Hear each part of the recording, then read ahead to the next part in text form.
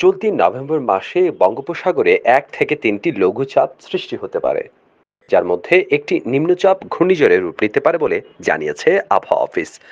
আবহাওয়া অধিদপ্তরের দীর্ঘমেয়াদী পূর্বাভাস দিতে গঠিত বিশেষজ্ঞ কমিটি রোববার 3 নভেম্বর এই পূর্বাভাস দেয়।